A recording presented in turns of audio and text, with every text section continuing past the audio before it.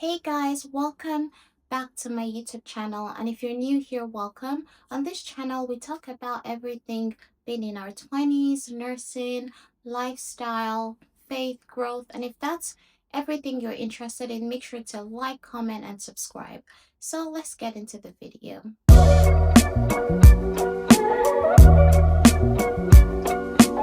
So today I will be talking about 10 things you need to know before moving to Canada. So let's just get straight to the video. The first thing is finances. Under finances, I would be talking about credit score, taxes, and tips.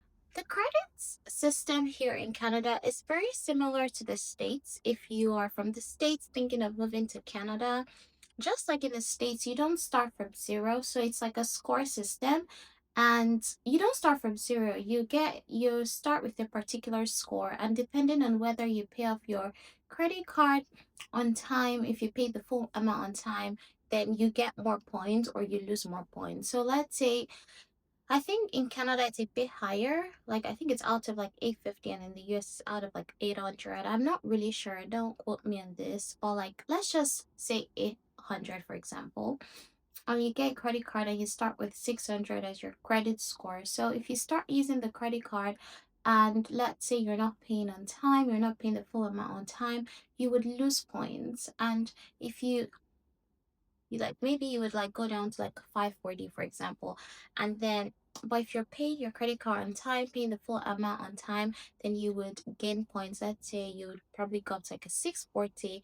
So yes, so that's basically how the system works. And the reason why credit is kind of important in Canada is because it basically when it's time to like get a mortgage or get a loan for something, for a car or something like that, it basically tells the lenders that you are trustworthy and you would be able to pay your debt on time.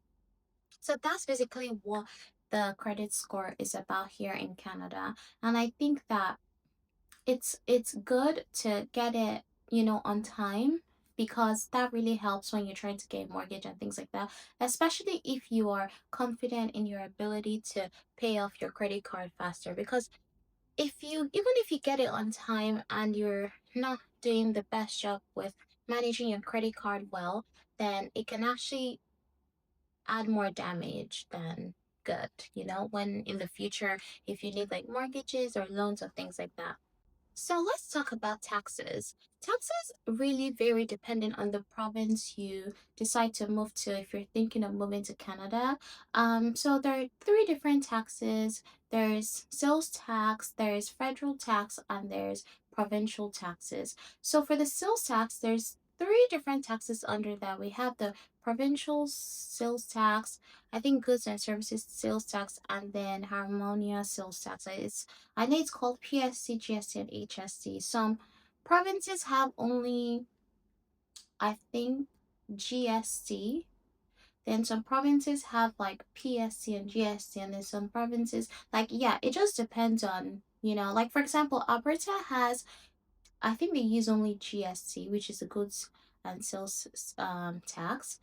And yes, so that's only 5% in terms of like consumer tax. When you buy something, you get tax and you get 5% tax on top of things you got. But in Vancouver here or British Columbia, it's I think 12% in total because PSC, which is the provincial service tax, is or provincial sales tax is 7% and then the GST is 5%, so that makes it 12%. So yes, consumer taxes can be quite expensive when you're shopping in Vancouver. And then in terms of federal and provincial taxes, that also varies again among the provinces. Like, for example, I think provincial sales tax in Alberta is higher than in Vancouver, for example. So yeah, it just varies depending on the provinces. And I would try to put up like something kind of showing each province and what their taxes look like so that you can get an idea. In terms of tips, tips are very much expected here in Canada. I think it's kind of people kind of look down on not tipping. So yeah, just expect to tip wherever you go most times, especially with things like, you know, waiting services, like going to the restaurant, for example, getting your hair done and things like that. I know it can make things more expensive, but it's definitely expected here. So let's talk about the second thing you need to know before moving to Canada, which is the languages that are spoken here in Canada. So the two languages spoken in Canada are or the two major languages among Canadians are English and French. So if you're good with English, you're fluent with English, you'll be very much fine. But French is also a language that's spoken here, especially in like Montreal, Quebec, things like that. So yeah, if you're thinking of moving to Montreal, you definitely most likely need to know how to speak and understand French.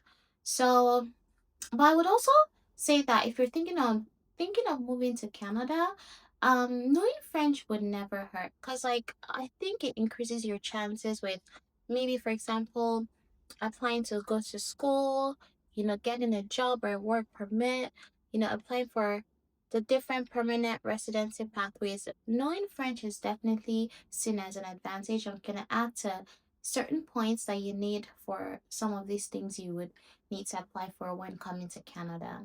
I would say that even for applying for jobs, knowing French can be beneficial. I think even in Ontario, it's like a beneficial thing as well to know French. The third thing you need to know before moving to Canada is the cost of living. The cost of living varies depending on the province and the city. For example, the minimum wage here in British Columbia is 17 Canadian dollars and 86 cents, which comes out to 2,856 Canadian dollars per month. And that's not excluding taxes, that's your gross income. And keeping in mind that the average cost of a one bedroom is about 2,316 Canadian dollars in Vancouver. So these are the things you kind of have to keep in mind when choosing a province or city to move in. Would I be able to afford living there? So imagine having to pay 2,316 Canadian dollars for a one bedroom while earning 2,856 Canadian dollars as your gross income per month. Yeah, so that's quite steep. So I would say that you should make sure you plan ahead and look into, what the cost of living is wherever you're trying to move to and just what you're able to afford. Let's also keep in mind that not everywhere in Canada is this expensive. And not everywhere in Canada is this expensive to rent. For example, places like Saskatchewan, maybe Newfoundland, Nova Scotia, Alberta even have cheaper rents. So you could also look into those places and just make sure that you're knowing what you're getting yourself into. The fourth thing you need to know before moving to Canada is the homelessness and mental illness issues. So I haven't really been to other parts of Canada to really speak on the issues there. I've been to Calgary, and Alberta in general, and I've stayed there for a bit. And I would say that the homelessness issue was not as much or as rampant as it is in Vancouver. In Vancouver, it's a huge issue, the homelessness issue.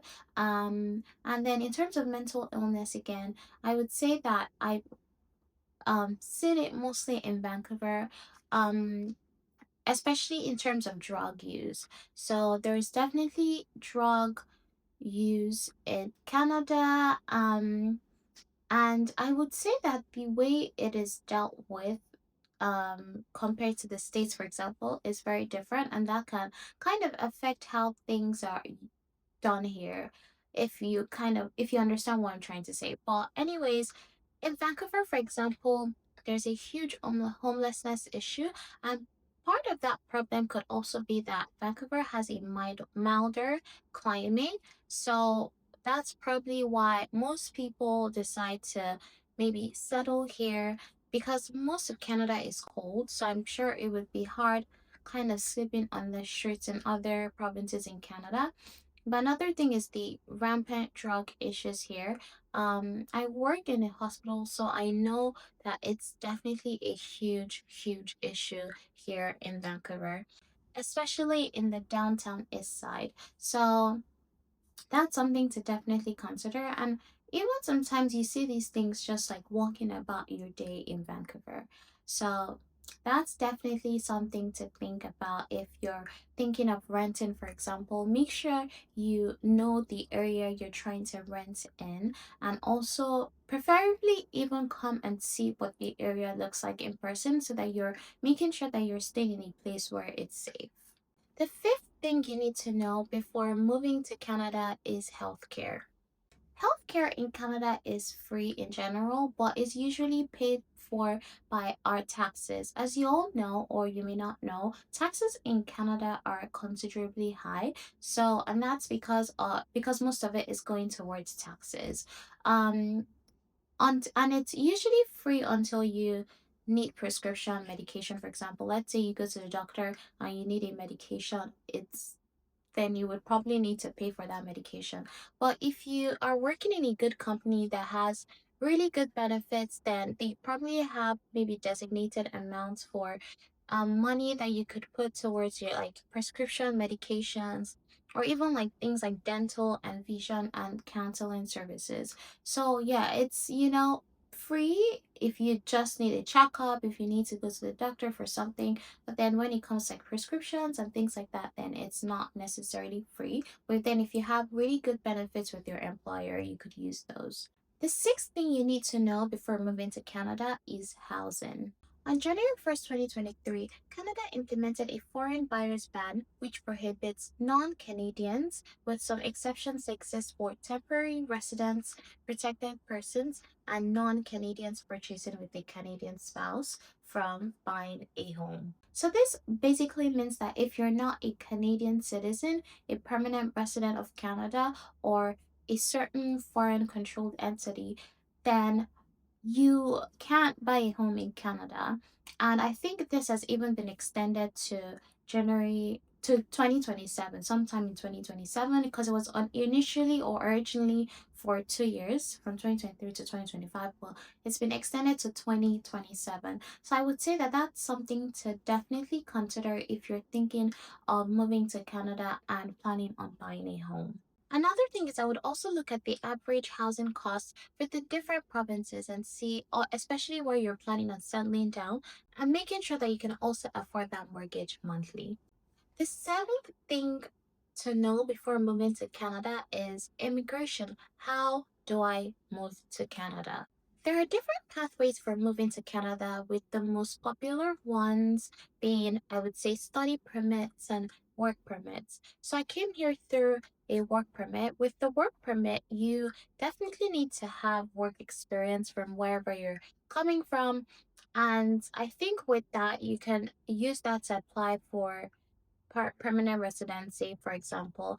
And then there's also study permits. So with the study permit, you basically are coming to Canada through like school. So it could be masters, it could be bachelors or things like that, or to like further your education. And you can definitely use that pathway as well to become a permanent resident in Canada if that's what you're looking to do. So for example, with the study permit, I think after 4 years of school, or 3 years or 2 years, whatever amount, I think between 2 to 4 years of school, you usually get a 3-year work permit. And I think you need 1 year of working to apply for permanent residency in some provinces. And then in some provinces, you do not even need it to work for 1 year. You only need like a job offer, and then you can apply for express entry. So, and then with the work permit as well, there's usually different pathways where you could apply for permanent residency in Canada if that's what you're looking for. So I think there is also like nomination programs, like provincial nomination programs. For example, there's one for BC, there's one for Alberta, there's one for Ontario, and I would definitely look into those programs to see which ones suit your needs. There's also something called the Atlantic Immigration Pathway Program, and I think certain provinces are part of it, like Nova Scotia and probably Newfoundland. I can't remember, but Yes, I would definitely look into that as well. And there are certain degrees in high demand here in Canada where you could even apply from wherever you are and maybe get a job offer or get a work permit, or something that could help you come to Canada. So I would say degrees in STEM. So science, technology, maths, engineering, tech, agriculture, healthcare, education, things like that, can definitely put you on the upper hand in getting a job offer, for example. The eighth thing you need to know before moving to Canada is safety. So you might be wondering, how safe is Canada? I would say that Canada is relatively safe. Personally, I haven't seen anything so alarming so far while living in Canada, even with the homelessness and drug issues here in Vancouver. And even when I was in Calgary, um yes, I didn't see anything alarming, but then in Calgary I didn't really got that much because I was a visitor, so because I was just visiting, so maybe I'm not like the perfect person to talk about the safety, but I've only heard some things in the news. For example, the vehicle ramming that happened in April in Vancouver, a few stabbing issues here in Vancouver. I think I've only heard like maybe three cases. Um, and I think that's about it. But I would say that it's relatively safe and I haven't had major issues. As a girl, as a woman, obviously it's different, the experience is different from like guys, because yeah, we know like just don't walk to in certain areas at night and things like that, don't walk by yourself. But other than that, yeah, I would say it's relatively safe. The ninth thing you need to know before moving to Canada is the weather. So Canada is such a large country, especially in terms of like land. So in Canada, there are places that probably get so cold. They get like negative 30 degrees Celsius and even more. And then here in British Columbia, I think the max since I've been here was like -6. And I've heard it gets to -10, and that's like very rare. And then in the summers, it gets to like 40 sometimes, but it didn't get to 40 for me this summer. It was like I think 30 max. So, or 35. I can't remember, but that's how big Canada is.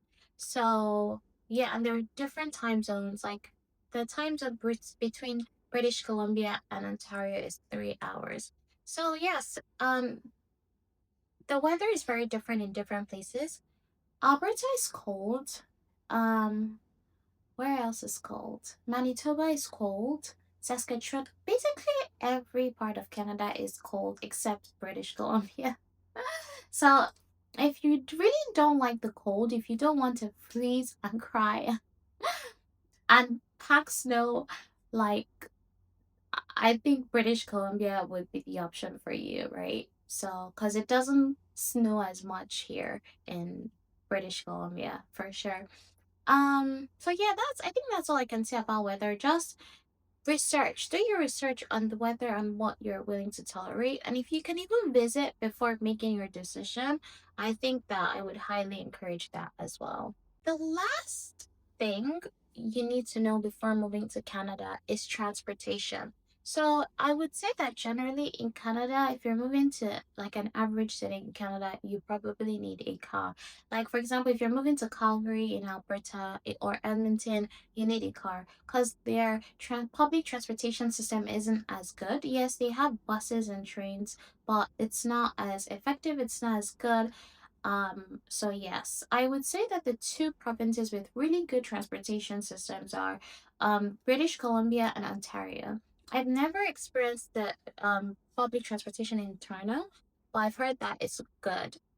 In Vancouver, the public transportation, especially in Vancouver, is quite good. The train system works really well and it's very effective, and also the buses and even traveling by ferries and things like that. So there's just so many options for travel in Vancouver. Like with for me, I don't use a car, and that's because I also live in downtown Vancouver. So I genuinely don't feel like there's any need for a car. In a lot of places I actually walk to because they're very close to me. Vancouver is quite dense, so it's very easy to get around with by walking and by just public transportation. But in most places in Canada, I would say that you definitely need a car to survive and move around. But yeah, and that is the end of this video, guys. I hope it was helpful to anyone looking to move to Canada. And if you guys have any questions, make sure to put it in the comments below and I'll try to respond to them on time. And yes, if you haven't, make sure to like, comment, and subscribe, and I'll see you guys in my next video.